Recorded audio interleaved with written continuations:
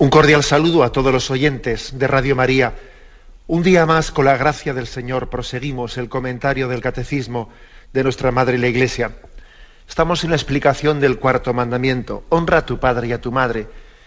Y después de haber hablado de las relaciones entre padres e hijos, el Catecismo extiende también ese concepto de la obediencia a la relación entre autoridades y los ciudadanos.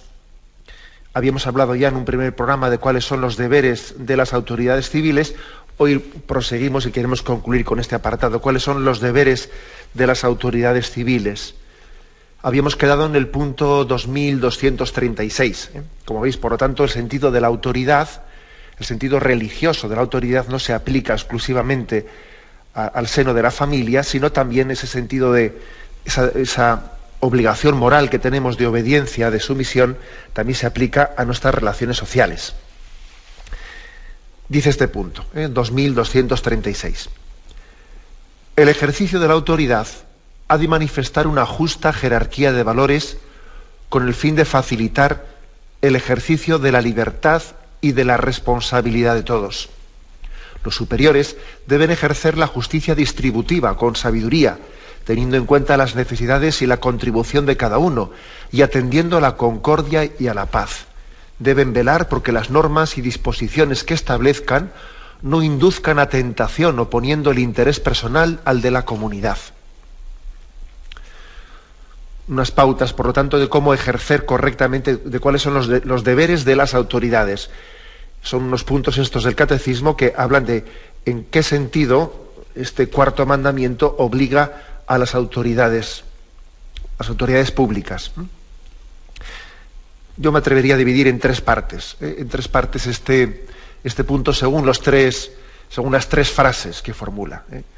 La primera dice algo tan sencillo como que el ejercicio de la autoridad ha de manifestar una justa jerarquía de valores.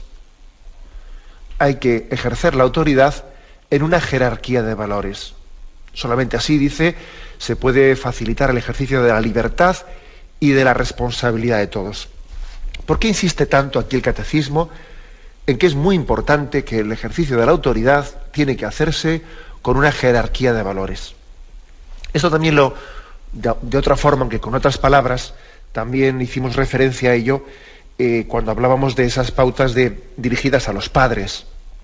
Sí, que evidentemente puede haber un padre que ejerza la autoridad de una manera desproporcionada, sin jerarquía de valores, y que a ciertas cosas secundarias les dé una importancia tremenda, y otras cosas sustanciales, se le pasan absolutamente, ¿no? Se le cuelan cosas muy gordas, lo que dice el Evangelio, ¿no?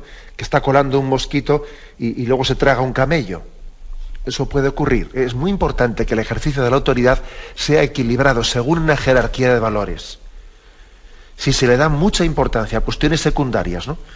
Y sin embargo las esenciales, pues no les prestamos atención, entonces ¿qué ocurre? Pues que más que un ejercicio de la autoridad es asfixiante, es asfixiante. Es la imagen del padre, pues que igual exige un tipo de normas porque él es un maniático y igual exige un tipo de normas pues con un orden, con un no sé qué, o una madre pues que le da una importancia tremenda que esto esté ordenado y lo otro esté ordenado, que esto se pone así y no se pone de la otra manera, y luego resulta pues que se está tragando un camello en cómo sus hijos, en dar ciertas permisividades en la manera de tener relaciones sociales, de salir, de plantearse la vida. Pero hombre, ¿cómo le das esa importancia a cómo ordenar una mesa y luego te estás tragando un camello a la hora de permitir que tus hijos pues tengan un tipo de vida de ocio, o lo otro? Pero ¿cómo puedes permitir? Bueno, esto que lo podemos referir a la familia, también lo dice aquí el Catecismo con respecto a las autoridades. Ojo, que el ejercicio de la autoridad tiene que manifestarse en una justa jerarquía de valores, porque de lo contrario caemos en flagrantes contradicciones. Por poner algún ejemplo, por ejemplo, es contradictorio totalmente pues que hoy, por ejemplo, ¿no?, en nuestros días se le esté dando tanta importancia al tema de la igualdad, ¿no? Vamos a insistir un montón entre la igualdad entre el hombre y la mujer. Y venga, vamos a hacer leyes de igualdad. hacemos un ministerio de la igualdad. Y todo eso, bueno, pues claro que la igualdad, por supuesto que es un valor, ¿no? Ahora, lo que no puede ser es que llevemos adelante el ejercicio de la autoridad sobre ese valor de una manera contradictoria. Porque vamos a ver, pero ¿cómo es posible que se esté al mismo tiempo creando un ministerio de la igualdad, y igualdad para arriba, igualdad para abajo, y al mismo tiempo se está promoviendo, pues por ejemplo, se está promoviendo una imagen de la sexualidad en la que la mujer pues acaba siendo un objeto de consumo? O sea, se está promoviendo todo tipo de liberalización, ¿no?, de la visión de la sexualidad al margen de una visión responsable, con una visión de sexo seguro entendido porque con tal de que no nos contagiemos nada, o sea, y que nadie se quede embarazada, pues nada, sexo seguro, que en el fondo es una utilización de la mujer pura y dura, ¿no? O por ejemplo, ¿no?, pues al mismo tiempo que se promueve un ministerio de igualdad, pues luego se pretende también llegar a una regularización de la prostitución, como si fuese un trabajo más en el que tiene que recogerse esta en vez de perseguir esa auténtica esclavitud de la mujer, ¿no? Pero ¿cómo se puede al mismo tiempo promover la igualdad de la mujer y aceptar la prostitución en la que la mujer acaba siendo un guiñapo? A esto me refiero de que tiene que haber una jerarquía de valores. De lo contrario, caemos en contradicciones absolutas, ¿no? O el hecho de que, por ejemplo, se hable tanto de la igualdad y al mismo tiempo, en vez de promover la estabilidad matrimonial, se da todo tipo de facilidades para la ruptura del matrimonio. Pero si de la ruptura del matrimonio precisamente viene la pobreza social, si estamos por una parte promoviendo políticas sociales en favor de los más pobres, y por otra parte estamos promoviendo facilidades para la ruptura del matrimonio, oiga, mire usted, estas dos cosas son contradictorias, porque resulta que una de las causas principales que genera pobreza social es la ruptura de los matrimonios. Entonces usted lo que no puede hacer es tejer por la mañana y destejer por la noche. O sea, promuevo políticas o quiero promover políticas sociales en favor de los más y al mismo tiempo facilito que los matrimonios se rompan. Las dos cosas son contradictorias. Son contradictorias. Entonces, es muy importante que el ejercicio de la autoridad se haga en respeto de una jerarquía de valores, de una coherencia interna de las cosas. De lo contrario, ¿qué ocurre? Pues que estamos viendo con mucha frecuencia cómo pues viene un gobierno y está destejiendo lo que el anterior ha hecho. Luego viene el otro y construye el siguiente desteje, y muchas fuerzas se nos van en tejer y en destejer. Hacer uno y el siguiente viene a deshacer lo que el anterior ha hecho. Y en esto gastamos unas energías tremendas, ¿no? Gastamos unas energías muy grandes, ¿no? El ejercicio de la autoridad supone una jerarquía de valores, ¿no? Por ejemplo, lo que está ocurriendo en España con respecto a los sistemas educativos es gravísimo. Una de las causas principales, yo creo, ¿no?, me atrevería a decir, por las que el nivel académico ha bajado lo que ha bajado, por la que la tasa de fracaso escolar está donde está, etcétera, ¿no? Pues es que sencillamente ni siquiera existe la capacidad entre el mundo político de tener una visión de Estado, un consenso en aspectos sustanciales, pues para llegar a hacer una ley de educación en torno a la cual todo el mundo esté aunado y poder también en ese sentido pues apostar pues por el desarrollo de esa ley de una manera coherente, ¿no? Y no que al cabo de unos años va a venir uno y va a tirar la anterior. Ha sido una cosa muy grave el hecho de que ya existía pues una ley, cuando hubo el último cambio de gobierno, pues una ley ya aprobada en Cortes, ya a punto de entrando ya como quien dice ya pues en funciones, y de repente cambio de gobierno, cambio de nuevo, y no era la primera vez que ocurría, ¿no? Bien, esto es uno de los aspectos, yo diría, concretos a los cuales este punto del catecismo se refiere. El ejercicio de la autoridad pues tiene que manifestar una jerarquía de valores, ¿no? No se puede estar pegando bandazos conforme a ideologías y cayendo en contradicciones flagrantes, ¿no? Es decir, estoy promoviendo una cosa que en el fondo es contradictoria con la anterior, etc. Sigue la siguiente frase. Los superiores deben ejercer la justicia distributiva con sabiduría, justicia distributiva con sabiduría, teniendo en cuenta las necesidades y la contribución de cada uno y atendiendo a la concordia y a la paz. Bueno, pues después de que ha dicho que el ejercicio de la autoridad tiene que ser de alguna manera equilibrado, sin contradicciones, con una jerarquía de punto 2236 del Catecismo, dentro del apartado los deberes de las autoridades civiles. Decíamos en la intervención anterior de cómo el ejercicio de la autoridad pues tiene que ser equilibrado según una justa jerarquía de valores, cómo la justicia distributiva tiene que hacerse conforme a 3 criterios: a la contribución de cada uno, a la necesidad de cada uno y atendiendo a la concordia y a la paz. Y termina este punto diciendo lo siguiente, algo muy, muy práctico. Dice, las autoridades deben velar porque las normas y disposiciones que establezcan no induzcan a tentación, oponiendo el interés personal al de la comunidad. Muy interesante esto de que es muy importante que el tipo de normas, de leyes, que vayamos generando, disposiciones de todo tipo, no generen tentaciones, sean resolutivas, ¿no?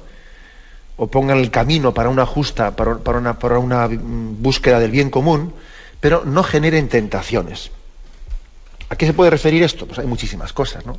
Si es que estamos viendo, antes hacía yo referencia a la crisis actual, es evidente que hemos ido creando un tipo de sociedad con una regulación interna de la economía que ha generado muchas tentaciones, muchas tentaciones, pues, que con un tipo de economía irreal, en la que fácilmente se ha buscado el pelotazo.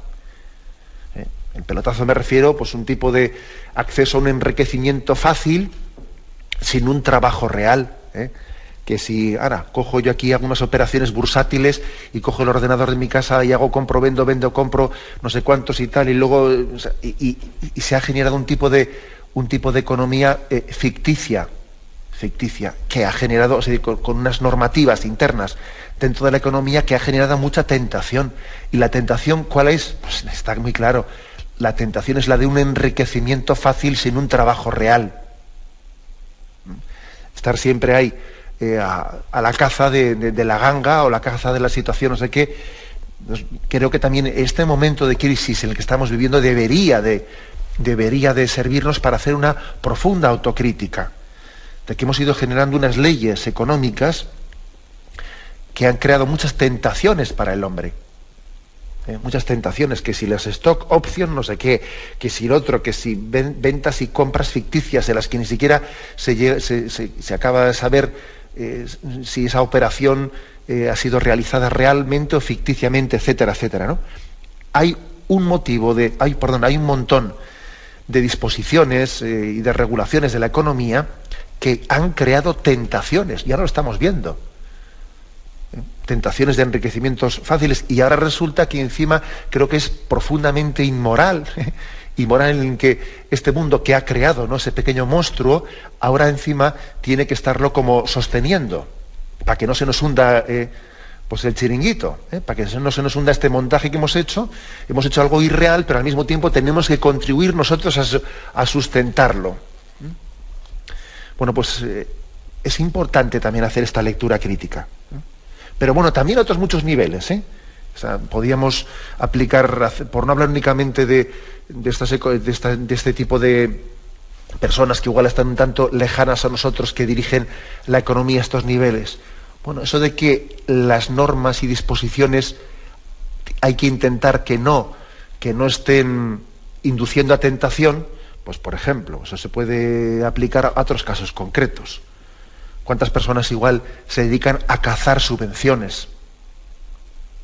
Hay un tipo de normativas que disponen las subvenciones, etcétera, pues que no son pedagógicas y suscitan que alguien igual haga plantaciones pues para cobrar la subvención y luego ni siquiera la recoge. Ahí se queda porque en el fondo ahí lo que le resultaba rentable era plantarlo, luego ni siquiera lo recoge, porque como viene un dinero de Europa y no sé qué, bueno, pero eso es inmoral, ¿no? Eso es moral. Pero, ojo, aparte de que sea inmoral, hay que decir una cosa: está mal hecha esa norma. esa norma no es correcta, porque si tú has hecho una normativa que lo que hace es inducir a que se obre de esa manera, cambia la norma. Por eso dice aquí el catecismo, hay que velar porque las normas y disposiciones no induzcan a tentación. Usted ha puesto una norma mal puesta, porque si resulta que usted da un tipo de subvenciones de no sé qué manera por hectárea cultivada, resulta que la gente va a cazar subvenciones y en realidad no estamos promoviendo nada. Luego, es importante esto, que las normas, las disposiciones, sean un acicate para que nosotros demos lo mejor de nosotros mismos, pero que no nos estemos agarrando a un tipo de normativas para ver de dónde, como de la letra, a ver cómo saco yo. No, si no he hecho yo nada ilegal, yo he hecho estrictamente lo que dice la ley. Sí, claro, pues hay que decir, precisamente por eso esas normativas no están bien hechas, porque estamos jugando a la letra y no al espíritu de la ley. Unas leyes tienen espíritu y letra, y es importante que la letra no permita que sea utilizada contra el espíritu de la ley.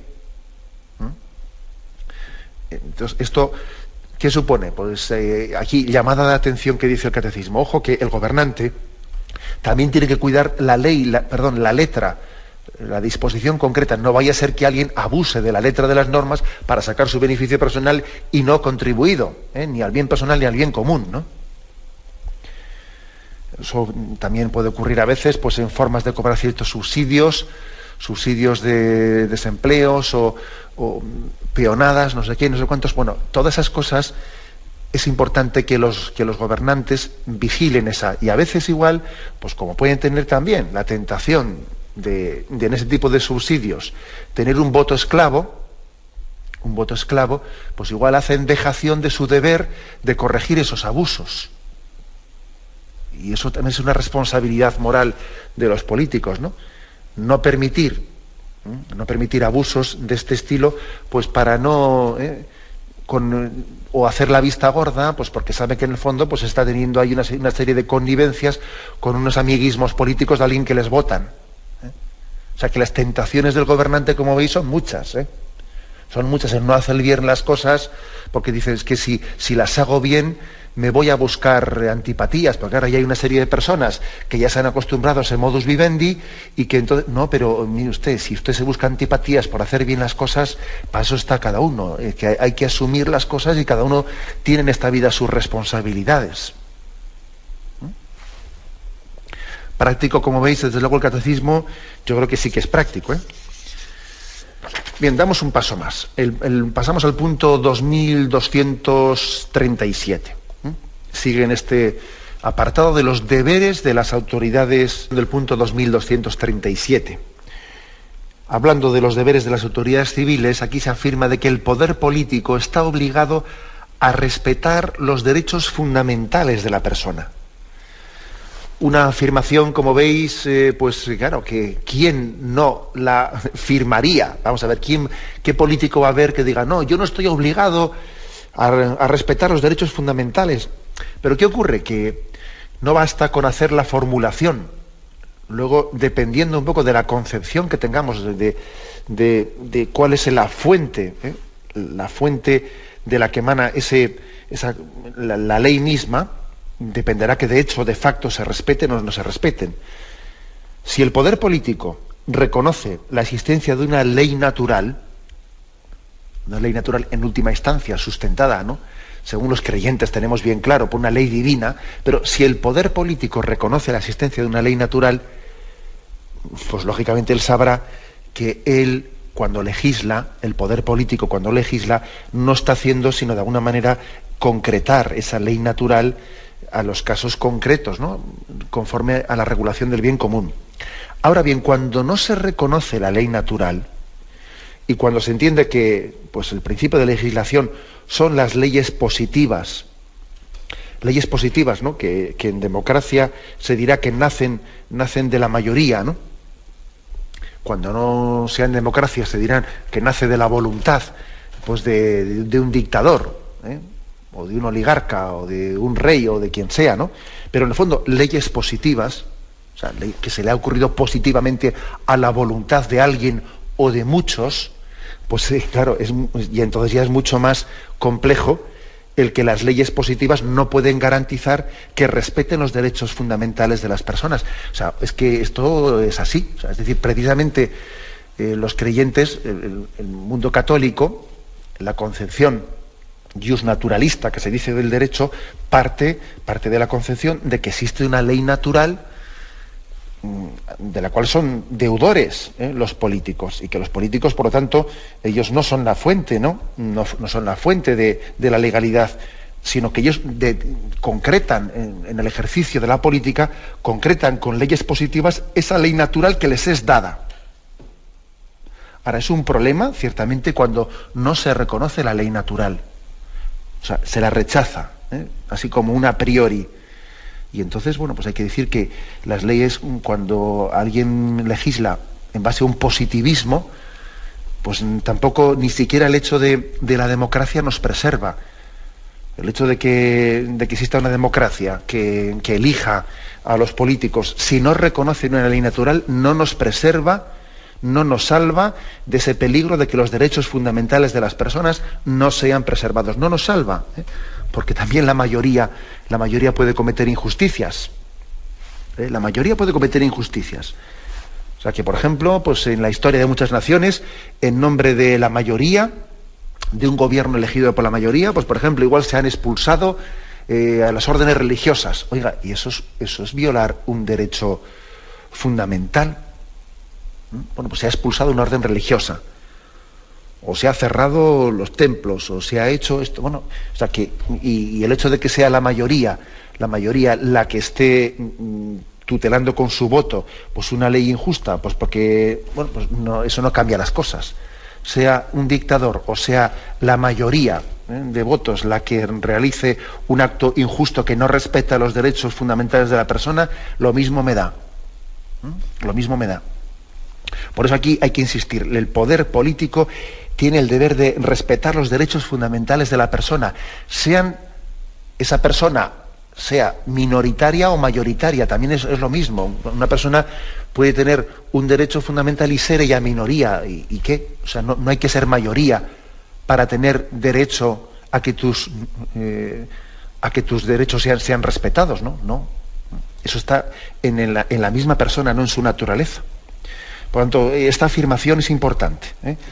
Lo que ocurre es que, ya digo, seguro que estaríamos todos de acuerdo en la formulación, pero luego, a la hora de la verdad, pues dependiendo de qué concepción tengamos de la ley, si es una concepción meramente positivista o si creemos en la ley natural, pues las consecuencias prácticas van a ser muy distintas. Y continúa este punto, el 2237 que estamos comentando. Dice, los derechos políticos inherentes a la ciudadanía pueden y deben de ser concedidos según las exigencias del bien común. No pueden ser suspendidos por la autoridad sin motivo legítimo y proporcionado. El ejercicio de los derechos políticos está destinado al bien común de la nación y de toda la comunidad humana. Hoy estamos tratando temas delicados, como veis, temas delicados. ¿Qué viene aquí a decir? Bueno, pues que existen unos derechos políticos que tenemos todos nosotros, pues imaginaos el derecho a la reunión, el derecho a asociarnos, el derecho, etcétera, ¿no? Tenemos derecho a asociarnos, a expresarnos públicamente, a tener también una actividad política, etcétera, etcétera. No, los derechos políticos, dice. Dice que no pueden ser suspendidos por la autoridad, sino por motivo legítimo y proporcionado. Es decir, vamos a ver, podría darse alguna circunstancia en la que las autoridades políticas tuviesen derecho, incluso deber, de suspender los derechos políticos de sus ciudadanos. Hay que decir, de una manera general, global y total, no, eso no puede darse. De una manera parcial, transitoria, porque hay una situación concreta a la que hay que salir al paso, podría darse. Es un poco aquí lo que se desprende de este punto del catecismo. Puede darse, o sea, es decir, hay que dar ese voto de confianza a las autoridades, puede darse alguna situación transitoria en la que hablamos Monseñor, buenos días, con Cristina. Adelante, Mire, Cristina. soy una madre de familia, le llamo un poco abusando de las conferencias que ha dado el otro día, ¿no? Del tema de lo de los hijos. O sea, yo tengo una hija, soy divorciada de 35 años y que se quiere casar por la iglesia. Y entonces yo estoy aterrada. Bueno, no practican mucho, que yo ya les he avisado lo que usted dijo el otro día, pero bueno, a mí me agobia muchísimo la persona de este chico, porque es un chico totalmente histérico, que anula la personalidad de mi hija con 35 años, que ya la pega unos gritos destemplados, y que claro, oye, yo le digo, hija mía, si al día siguiente te casas con él, es que yo te concedo el divorcio. Y entonces, claro, tenemos las relaciones ahora, no me admiten el diálogo suave que usted dice que debe dar consejos. No sé, porque ya digo, su padre vive pero no se ocupa de nada de estos temas, ¿no? Ni quiere saber nada nunca tampoco. Y luego tampoco ha llevado su padre una vida muy ejemplar, porque han pasado por él ya 3 o 4 mujeres, claro. Así que un poco, bueno, pues un poco a ver qué opinaba usted de este tema. Bueno, pues la verdad es que yo creo que es un tema demasiado concreto como para que yo pueda darle una palabra de orientación. Yo, como siempre digo en este programa, pues igual para casos muy particulares, yo creo que ustedes deben de recurrir pues a algún pues consejero espiritual concreto al que se le pueda explicar el caso en concreción. Yo, evidentemente, pues a la hora de dar un consejo por la radio, pues me parece que tiene que ser genérico.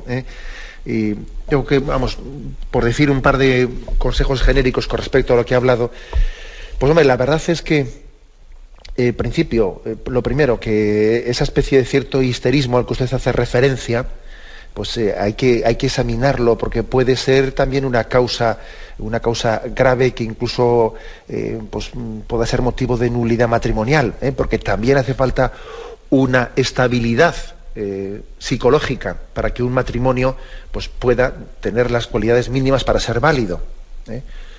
Un cierto nivel de histerismo puede llegar a provocar que una persona no tenga ni siquiera las cualidades mínimas de estabilidad para formar un matrimonio. Por eso también eso pues debe ser un poco conocido, etcétera, ¿no? Ese es un primer consejo de examen. En segundo lugar, pues también que yo creo que usted, igual si tiene una cierta tensión con su hija, igual un consejo bueno que yo le daría es decirle a ella que se remita a otra instancia para que esos problemas allí los consulte. Porque igual, si tiene una especie de pulso entre madre e hija, y usted ya le ha aconsejado lo que tenía que aconsejarle, igual es mejor buscar otra persona, otra instancia que, entre comillas, no esté ya quemada. No esté quemada. Creo que eso es bueno tenerlo en cuenta. Cuando dice un principio que cuando un clavo no entra adentro después de haberle dado 4 o 5 martillazos, igual es mejor no seguir dándole martillazos, porque igual se va a doblar el clavo, se va a doblar. Es mejor buscar otro martillo distinto, pues para que no se acabe rompiendo o doblando el clavo, ¿no? Porque me da la impresión de que usted igual ya ha forzado mucho las cosas por la manera en la que ha hablado. Igual es bueno buscar otro interlocutor para intentar hacerle ver esas cosas. Bueno, adelante, damos paso a un siguiente oyente. Buenos días. Hola, buenos días. Buenos días, sí. Pues mire, que quería preguntarle antes que nada, que él estaba escuchando ayer y antes de ayer sobre los dones del Espíritu Santo, y veo que hoy no continúa con ellos. No sé si es que a lo largo del día se continuó o no lo sé. Quería preguntarle eso, pero quería decirle otra cosa. Bueno, pues si quiere dígame la otra cosa y luego le respondes. Sí, y no, que hace poco, como un mes, una cosa así, he descubierto esta hora con la explicación del catecismo, que realmente he elegido y prefiero a las tertulias políticas. Realmente me parece ilustrativa y necesaria, y para el cristiano, por lo menos yo soy cristiana católica. Y también decirle también respecto al tema de que de lo que es la enseñanza catequista que usted está dando, que yo soy muy curiosa y me gusta saber todo lo que hay por ahí, y entonces veo que hay un montón de grupúsculos y sectas orientalistas que hacen un montón de enseñanzas pueriles desde el punto de vista que le llaman crecimiento personal, y veo que realmente nos vamos para afuera cuando lo que tenemos dentro es muy enorme y grande. Y luego, respecto al la tercera cosa que le quería es respecto a lo que usted está comentando de hoy, que realmente yo lo tengo siempre presente, lo que usted está diciendo respecto a la ley natural, simplemente, ya no solamente la religión revelada o religiones que nos inducen al bien, sino más bien también a la ley natural, que los políticos se olvidan, intentando ir contra la ley en todas las normas, que yo no le llamaría leyes, sino normativas también, aunque ellos denostan las normativas eclesiales, pero las normativas políticas actuales van en contra de la ley. Entonces, a veces la Iglesia yo creo que no hace este tipo de divulgación necesaria en otros medios que no sea solamente esta radio. De acuerdo, gracias. Gracias. Por su intervención. Bueno, nos alegramos que haya descubierto, como decía usted, este programa, porque yo creo que sí que nos ayuda a formarnos. Y además yo creo que también tenemos la sensación, muchos, de que también hay una especie de hiperinformación, un exceso de información política. A veces escuchamos programas políticos de información de actualidad que te dicen una cosa y te la repiten y te la dicen la misma, y al cabo de una hora de información has escuchado la misma noticia repetida, un montón de veces. Y dice, bueno, si es que en el fondo un informativo puede ser mucho más sencillo y austero y por eso te has enterado de todo, ¿eh? O sea que bueno, es una cosa concreta. Con respecto un poco a lo que usted preguntaba de cómo ayer hablábamos de los dones, yo estamos en el cuarto mandamiento. Mire, aquí en el programa tenemos la siguiente estructura. El programa se hace en directo de lunes a viernes, de lunes a viernes.